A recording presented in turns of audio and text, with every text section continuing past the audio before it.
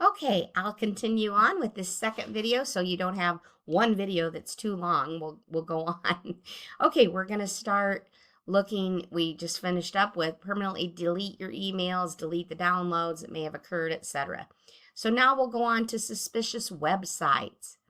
A lot of links appear in social media, emails, text, and other online media that could lead to suspicious websites. These you really want to be careful. So, what clues might indicate that a website is suspicious? Discuss your thoughts with a partner. Now, for this one, when you put it in your Word document, I want you to discuss that with somebody at home.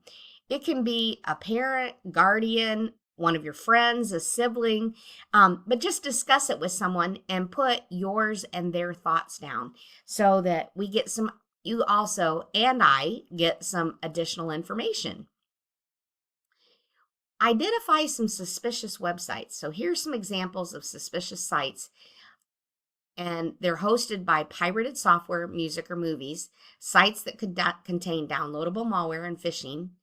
So all of these are the bad things that we need to look for. So review the following helpful tips to identify suspicious websites. Okay, one is check your eligibility here. See that link? Before you click a link, hover over it to see its web address. In the browser status, down at the bottom, you will see what its actual website is. And it says it's pennysaverclub.club. And I don't know that that has anything to do with debt relief notification. It might, but it might not. It says check the web address. Does it look suspicious? Web address, the unique address of a website or a computer connected to a network, also known as the URL. Okay, so you kind of want to look at that and see, is it suspicious or do you think it's okay? And then comment in your Word document what you think. Here we have google.com, and then we have one that's googl.com. Before you click the link, check the web address for any misspellings. One incorrect letter makes it a different website, and that probably is a malicious one. Good example. Check the top level domain of a web link. A website from a social engineering email attempt could have a link to a website with the same name as an online payment website, for instance, but with a slightly different domain. So we know PayPal is something that a lot of people have, but notice this paypal.com.us, it's slightly different. So that would be sending your money somewhere else.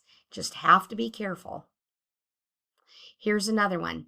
This one, email login alert, email security alert, change password. Do not click.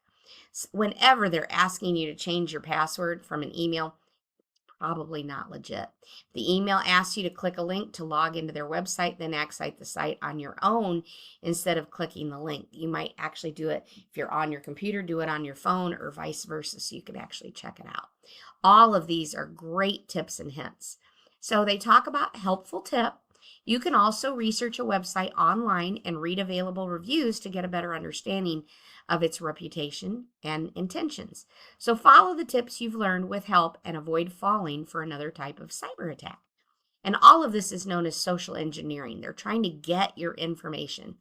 So we're going to play the social engineering video. You go ahead and do that and watch it on your own since it's 3 minutes. And it has some great tips and ideas. And then it says, using the video above, describe 2 types of social engineering attacks. So put that in your Word document and then reflect on your own cyber experiences. Have you been a target of social engineering, or do you know someone who has? Explain. You might ask your parents, have they ever had some kind of social engineering attack? What did it look like? Who was it on? List that in your Word document. And here is another discussion item. What are some risks associated with social engineering? Boy, there's a bunch of them, but list at least 2 or 3 and put that in your Word document. And now we're on to risk assessment. Risk assessment is assessing, am I at risk or am I not? Is there something I should do to protect myself, or is it all okay? So A risk assessment is a tool for evaluating the potential risks that may be involved. Keep in mind all the risks and safety measures you have learned in this unit and use this risk assessment matrix to assess your own online behavior. So here is a downloadable file, and when you click on it, it's an Excel spreadsheet.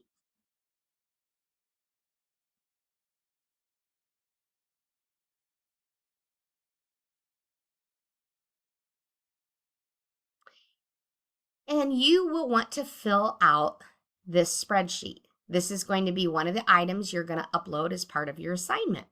So it says my passphrases are weak or easy to guess. Are they? Your passphrases or passwords, are they easy in social media and in your email? I rarely change my passphrases. How many accounts do you have and how many passphrases? And do you rarely change them? Put that in. And if you have several email accounts, put that in, your numbers. I share my passphrases with other people. Okay, you can fill this out. And let's go back to our risk assessment. Consider each risk listed and whether you agree with the risk statement regarding your behavior on social media and email. For each behavior, enter a number from 1 to 5. 1 means you strongly disagree, and all the way up to 5 means you strongly agree. So put your numbers in your Excel spreadsheet form so that we can actually take the assessment. When you complete it, observe the total numbers for each row and column.